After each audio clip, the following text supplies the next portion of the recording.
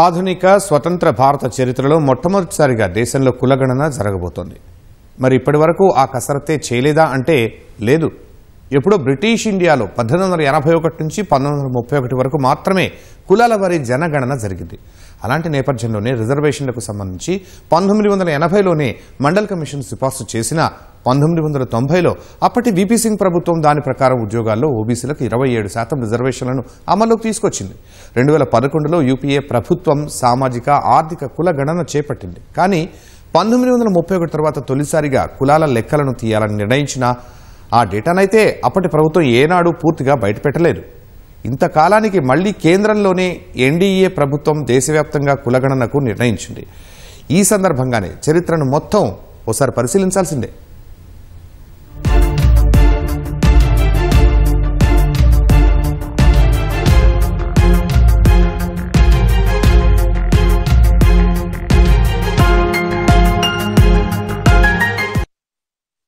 కులాలు జనాభా లెక్కలు తేల్చడం భారతదేశంలో చాలా సున్నితమైన అంశం. అందుకే ఈ వ్యవహారంలో ప్రభుత్వాలు ఆచితూచి వ్యవహరిస్తూ ఉంటాయి.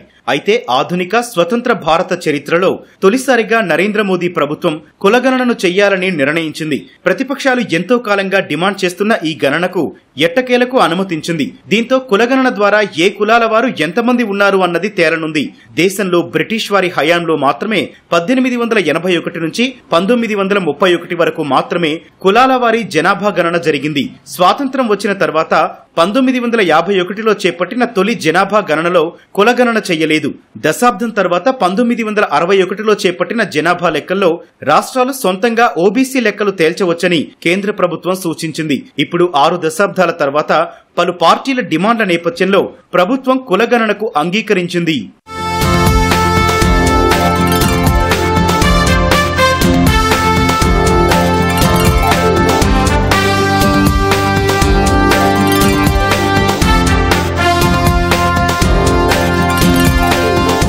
ఇవాళ కులగణన ఎందుకు చేయాలనేటటువంటి ప్రశ్నలు వస్తున్నటువంటి నేపథ్యంలో ఒకటి, దేశంలో అసమానతల స్థాయిని తెలుసుకోవడానికి కులగణన చేయాలి. దేశంలో రిజర్వేషన్లు హేతుబద్ధంగా అమలు చేయడానికి కులగణన చేయాలి.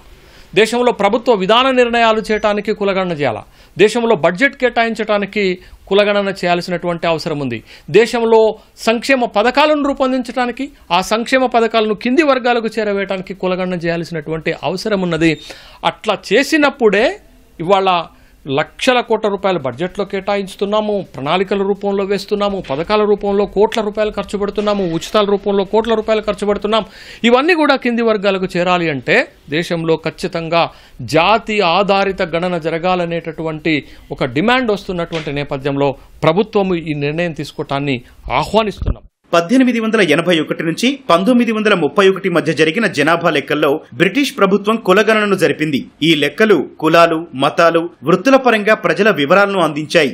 దాని ద్వారా సంక్లిష్టమైన భారత సామాజిక నిర్మాణాన్ని అర్థం చేసుకుని దేశాన్ని పాలించడానికి వాడుకున్నారు. 1951లో స్వతంత్ర భారత చరిత్రలో తొలిసారిగా చేపట్టిన జనగణనను కులాల వారీగా చేపట్టవద్దని అప్పటి ప్రధాని జవహర్లాల్ నెహ్రూ నిర్ణయించారు. కేవలం ఎస్సీ, ఎస్టీ లెక్కలనే తీయాలని ఆదేశించారు. కులగణన వల్ల సమాజంలో విభజన జరుగుతుందని అప్పట్లో నెహ్రూ భావించారు. 1961లో రాష్ట్రాలు సొంతంగా జనాభా సర్వేలు నిర్వహించి కులాల వారి లెక్కలు తీసుకోవచ్చని కేంద్రం సూచించింది. ఓబీసీ కులాల జాబితాలు రూపొందించవచ్చని పేర్కొంది. దీని ద్వారా ఎస్సీ, ఎస్టీలే కాకుండా ఇతర కులాల్లో వెనకబడిన వారిని గుర్తించవచ్చని భావించింది. అయితే జాతీయ స్థాయిలో కులగణన చేపట్టడానికి నిరాకరించింది. ఎన్నికల నియోజకవర్గాలు, విద్య మరియు ప్రభుత్వ ఉద్యోగాల్లో రిజర్వేషన్ల వంటి రాజ్యాంగబద్ధంగా నిర్దేశించబడిన సామాజిక న్యాయ విధానాలను వివరణాత్మక కులవారీ డేటా ద్వారా లేకుండా సమర్థవంతంగా అనుసరించలేము. రాజ్యాంగం కులానికి బదులుగా తరగతి అనే పదాన్ని ఉపయోగించినప్పటికీ సుప్రీంకోర్టు యొక్క వివిధ తీర్పులు వెనుకబడే తరగతిని నిర్మించడానికి కులాన్ని సంబంధిత పరిమాణం, ఏకైక ప్రమాణం లేదా ఆధిపత్య ప్రమాణంగా పరిగణించాయి మరియు రిజర్వేషన్ విధానాలను సమర్థించడానికి వివరణాత్మకమైన కులవారీ డేటాను డిమాండ్ చేశాయి. నిజానికి దేశంలో సగానికి పైగా జనాభా అన్ని రకాలుగా వెనకబడి ఉంది. సామాజికంగా, ఆర్థికంగా, రాజకీయంగా, విద్యాపరంగా అవకాశాలు అందుకోలేకపోతోంది, అభివృద్ధికి నోచుకోలేకపోతోంది. ఈ చారిత్రక ప్రతికూలతలను గుర్తించిన భారత ప్రభుత్వం ఆ వర్గాల అభివృద్ధికి నిర్మాణాత్మక చర్యలు చేపట్టింది. అంతరాలు తగ్గించి దేశ ప్రగతిలో చురుకైన భాగస్వాములు చేసేందుకు కృషి చేసింది. ఆ మేరకు కమిటీల్ని వేసి దాని ద్వారా అందిన సిఫార్సులను అమలు చేసింది. దీని ప్రకారం స్వాతంత్ర్యం తర్వాత తొలిసారిగా 1953 జనవరి 20న కాలేల్కర్ కమిషన్ ను కేంద్రం ఏర్పాటు చేసింది. ఆ కమిషన్ 1955 మార్చి 30న నివేదికను సమర్పించింది. వెనకబాటుతనాన్ని నిర్ణయించేందుకు ప్రమాణాలను నిర్ణయించింది. అయితే కాలేల్కర్ కమిషన్ నివేదికను కేంద్రం అంగీకరించలేదు. ఆ కమిషన్ నివేదికపై చాలా అభ్యంతరాలు, విమర్శలు వచ్చాయి. దీంతో ఆచరణ యోగ్యమైన ప్రమాణాల ద్వారానే వెనకబడిన వర్గాలను శాస్త్రీయంగా గుర్తిస్తామని ప్రభుత్వం ప్రకటించింది. మండల్ కమిషన్ నివేదిక వచ్చిన తర్వాత దేశం నిలువునా చీలిపోయింది. రిజర్వేషన్ వర్గాలు ఒకవైపు, రిజర్వేషన్ వ్యతిరేకించే వర్గాలు ఒకవైపు. కాబట్టి వచ్చిన తర్వాత అమలు చేసే క్రమంలో కొన్ని ఆందోళనలు తలెత్తితే తలొచ్చు. కానీ న్యాయం అనేటువంటిది ప్రజాస్వామ్యంలో తర్వాత ప్రత్యేకించి మనకు వాళ్ళ యొక్క ప్రాతినిధ్యం లేనప్పుడే అక్కడ నుంచి మనకు ఉద్యమాలు వస్తున్నాయి, వాళ్ళ గొంతులు వినపడుతున్నాయి. కాబట్టి దీన్ని ఖచ్చితంగా మనం అడ్రస్ చేయవలసిందే. ఒకవేళ వచ్చిన ప్రభుత్వము దాన్ని ముందుకెళ్ళి ఆ సమస్యని పరిష్కరించడానికి ప్రయత్నించాలి. కానీ ఎంతో కాలము కనుక దీన్ని వాయిదా వేస్తూ పోతే భవిష్యత్తులో ప్రభుత్వానికి సరైనటువంటి దిశానిర్దేశం అనేటువంటిది ఉండదు. ఏ కులము ఎంత ప్రాతినిధ్యం ఉన్నది, వారి యొక్క జనాభా ఎంత, వారి యొక్క ఆర్థిక స్థితిగతులు ఏంటిది, వారి యొక్క విద్యాపరమైనటువంటిది, సామాజిక హోదా ఎంత, తర్వాత భిన్నమైనటువంటి వాళ్ళ యొక్క అసలు ఏ స్థితిలో ఉన్నారనే దానికి ఇది ఖచ్చితంగా మనకు. ఎందుకంటే 75 సంవత్సరాలు వచ్చిన తర్వాత కూడా ఇప్పటికీ చాలా కులాలకు ప్రాతినిధ్యం లేకపోవడం అనేటువంటిది ఇది ప్రజాస్వామ్యానికి కూడా మంచిది కాదు. ముందు ప్రజాస్వామ్యం పరిడవిల్లాలంటే, ప్రజాస్వామ్యము మనుగడ సాగించాలంటే తక్కువ ప్రాతినిధ్యం ఉన్నటువంటి కులాలను అన్ని రంగాల్లో ఆహ్వానించాలి. అప్పుడు మాత్రమే భారతదేశము నిజమైనటువంటి ఒక ప్రజాస్వామ్య దేశంగా వర్ధిల్లగలదు.